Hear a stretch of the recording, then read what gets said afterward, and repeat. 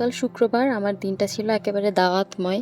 মানে দুপুরবেলা একটা দাওয়াত শেষ করে এইবার আবার আমি আমার নিজের বাসায় জলদি যাচ্ছি রাতের বেলা আরেকটা দাওয়াতের আয়োজন করতে। তো সেগুলোই কিভাবে কি করলাম আপনাদের সঙ্গে আজকের ব্লগে শেয়ার করব। আসসালামু আলাইকুম। হোম হারমোনি বাই জারিনী আপনাদের আরও একবার স্বাগতম জানাই। গতকালকে দুপুরবেলা আমার খালামণির বাসায় আমাদের সব খালামণি, মামা আমাদের সবার দাওয়াত ছিল। তো ওখানে দাওয়াত শেষ করে আমি আবার দ্রুত আমার বাসায় চলে এসেছি, কারণ গতকালকে রাতেই আবার আমি আমার বাসায়ও একটা দাওয়াতের আয়োজন করেছিলাম। কারণ ওই তো আসলে আমি যেহেতু নতুন বাসায় উঠেছি, তো এখানে অফিসিয়ালি একটা দাওয়াতের আয়োজন আসলে ওইভাবে করা হয় নাই। ছোটোখাটো দাওয়াত তো হয়েছে, তবে একটা অফিসিয়াল দাওয়াতের তো আসলে দরকার ছিল। তো আর আমার ছোট আঙ্কেল আর ছোট খালামুনি ওনারা ওইভাবে আমার বাসায় এখনও আসেননি, তো ওনাদের সম্মানেই একটা দাওয়াতের আয়োজন করা। আর যেহেতু ওনারা খালামুনির বাসায় দুপুরবেলা এসেছেন, তো ওই সুযোগে আমিও ভাবলাম যে তাহলে রাতে আমার বাসায় একটা ছোটোখাটো আয়োজন করে ফেলি। সেজন্য দুপুরের খাওয়া দাওয়া শেষ করে একটু রোদটা পড়তে আমি আর কর্তামশাই আবার আমার বাসায় চলে এসেছি, কারণ খুব দ্রুত আমাকে সব কিছু করে ফেলতে হবে। আর এই পুরো প্ল্যানটা একদম সকালবেলা হয়েছে, যার জন্য আমি ঘরটার কিচ্ছু গোছানোর সুযোগ পাইনি। জাস্ট কোনো মতে বাজারটা করে এনে আমি ওগুলো সব ধুয়ে কেটে বেছে একেবারে রেডি করে ফ্রিজে নর্মালে রেখে দিয়েছিলাম, কারণ ওইটুকু সময়ের জন্য ডিপ ফ্রিজে রাখলে আসলে ওগুলো আবার ডিফ্রস্ট হতে সময় লাগবে। তো ওগুলো সব কেটে ধুয়ে একদম রেডি করে বক্সে রেখে আমি দাওয়াতে চলে গিয়েছিলাম। আর ওখান থেকে ফিরে এসে বাসাটা একটু সুন্দর করে গুছিয়ে নিয়েছি, কারণ আসলে নতুন বাসা উপলক্ষে যেহেতু দাওয়াত, বাসাটাতে একটু সুন্দর সাজানো থাকা দরকার, তাই না?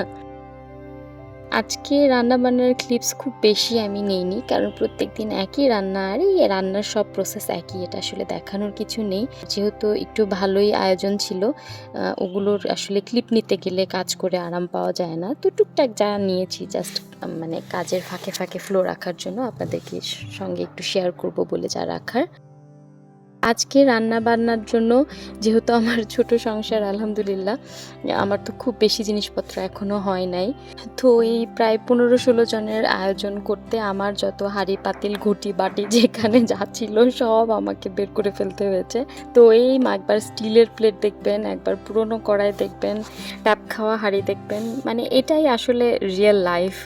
সত্যিকারে সাধারণ জীবনযাপন করতে গেলে তখন আসলে এই প্রত্যেক দিন এত ঢং করে কাজ করা যায় না। কিন্তু আজকে যা দেখবেন এগুলো প্লিজ আপনারা ইগনোর করবেন। এটাই রিয়েল লাইফ, এটাই বাস্তবতা। সবসময় আসলে জীবন নাটকের মতো সুন্দর সাজিয়ে গুছিয়ে পরিবেশন করা যায় না।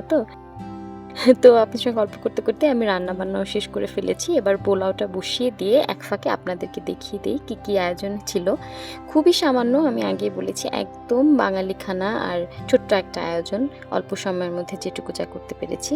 তো পোলাওটা ওদিকে হচ্ছে, আমি দমে বসিয়ে দিয়েছি, আর এদিকে খাবার টাবারগুলো সব সার্ভ করে একে একে আমি টেবিলে নিয়ে এসেছি।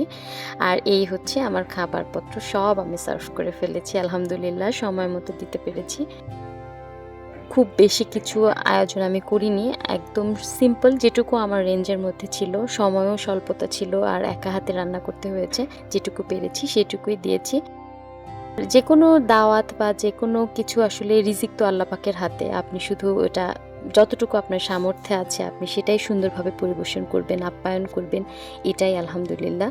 আর এই ক্লিপসটা আজকে সকালের, মানে দাওয়াত শেষ হওয়ার এরপরে এই যুদ্ধ আজকে সারাদিন চলবে। এগুলো এবার গুছাই আর আপনাদের থেকে বিদায় নিয়ে নিচ্ছি। সবাই ভালো থাকবেন। আল্লাহ হাফেজ।